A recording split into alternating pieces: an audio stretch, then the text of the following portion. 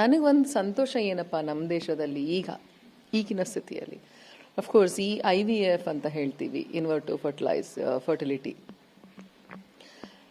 ಈಗ ಸದ್ಯಕ್ಕೆ ಇರುವಂಥದ್ದು ನಮಗೆ ಹತ್ತಿರದಲ್ಲಿ ಕರ್ನಾಟಕ ರಾಜ್ಯದಲ್ಲಿ ಇರುವಂಥದ್ದು. ಯಾಕಂದ್ರೆ ನಾನು ಟ್ರೀಟ್ಮೆಂಟ್ ತೊಗೊಂಡಿರೋದು ನಾನು ಇಲ್ಲೇ ಬೆಂಗಳೂರು ನಗರದಲ್ಲೇ ತೊಗೊಂಡಿರೋದು.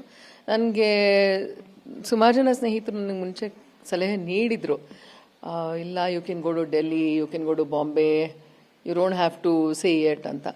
ಆದರೆ ನಾನು ಇದೇ ಸಮಾಜದಲ್ಲಿ, ನಾನು ಇದೇ ನೆಲದಲ್ಲಿ ಬದುಕಬೇಕು, ನನ್ನ ಜೀವನವನ್ನು ಇಲ್ಲೇ ನಡೆಸಬೇಕು ಅಂತ ನಾನು ನಿರ್ಧಾರ ಮಾಡಿಕೊಂಡೇ ಇಲ್ಲಿ ಬಂದಿರೋದ್ರಿಂದ ನನ್ನ ಜೀವನದಲ್ಲಿ ಆಗು ಹೋಗುಗಳ ಬಗ್ಗೆ ಖಂಡಿತವಾಗ್ಲೂ ನಾನು ಒಂದು ಮಾಹಿತಿ ಕೊಡೋದ್ರಲ್ಲಿ ತಪ್ಪಿಲ್ಲ. ಅವ್ರಿಗೆ ಸರಿ ಅನ್ನಿಸ್ಬೋದು, ತಪ್ಪು ಅನ್ನಿಸ್ಬೋದು, that is a different thing. ಆದರೆ I want to be part of them.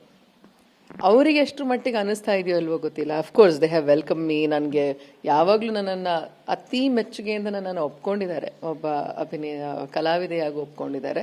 ಎಲ್ಲೇ ಹೋದರೂ ಸಹ ನನಗೆ ಅಷ್ಟು ಪ್ರೀತಿ ಮತ್ತು ಬಾಂಧವ್ಯದಿಂದನೇ ಎಲ್ಲರೂ ಮಾತಾಡಿಸ್ತಾರೆ. ನನಗೂ ಆ ಬಾಂಧವ್ಯನ ಉಳಿಸ್ಕೊಳ್ಬೇಕು, ಸಂಬಂಧನ ಉಳಿಸ್ಕೊಳ್ಬೇಕು, ನಾನು ಇವ್ರ ಮಧ್ಯನೇ ಇರಬೇಕು ಅನ್ನುವಂಥ ನನ್ನ ಸತತ ಪ್ರಯತ್ನ ಇದೆ. ಹಾಗಾಗಿ ಐ ಕುಡ್ ಹ್ಯಾವ್ ಲೈಡ್, ಅಥವಾ ಅದೇ ಮುಚ್ಚುಮರೆ ಮಾಡಬಹುದಿತ್ತು. ಆಮೇಲೆ ಮಕ್ಕಳು ಒಂದು ಸ್ವಲ್ಪ ದೊಡ್ಡವರಾಗ್ತಾ ಆಗ್ತಾ ವಿ ಕ್ಯಾನ್ ಸೇ ಏನು ಮಕ್ಕಳಿಲ್ಲ ಅಂತ ಹೇಳಬಹುದು. ಆಮೇಲೆ ಇಲ್ಲೆಲ್ಲ ಸುಳ್ಳು ವದಂತಿ ಅಂತ ಹೇಳಬಹುದು. ಆಮೇಲೆ ಅವ್ರನ್ನೆಲ್ಲೋ ಹಾಸ್ಟೆಲ್. ನನಗೆ ಆ ಜೀವನ ಮಾಡಲಿಕ್ಕೆ ಏನೂ ಇಷ್ಟ ಇಲ್ಲ. ಆಮೇಲೆ ನಾನು ಆ ಹೆದರ್ಕೊಂಡು ಬದುಕುವಂಥ ಪರಿಸ್ಥಿತಿನೂ ನನಗಿಲ್ಲ. ಮತ್ತು ಸಮಾಜ ಶುರುವಾಗದೆ ಮನೆಯಿಂದ ಶುರುವಾಗತ್ತೆ. ನನ್ನ ಮನೆಯಿಂದ ನನ್ನ ತಂದೆಯೇ ನನಗೆ ಒಪ್ಪಿಗೆ ಕೊಟ್ಟಿರುವಾಗ ನನ್ನ ಸಮಾಜ ಇಲ್ಲಿಂದನೇ ಶುರುವಾಗಿದೆ. ಹಾಗಾಗಿ ಆತ್ಮವಿಶ್ವಾಸ ಖಂಡಿತವಾಗ್ಲೂ ಇದೆ. ಮತ್ತು ಪ್ರತಿಯೊಬ್ಬ ಹೆಣ್ಣು ಮಗಳಿಗೂ, ಹೆಣ್ಣಿಗೆ ಅವಳು ಮದುವೆಯಾಗಿ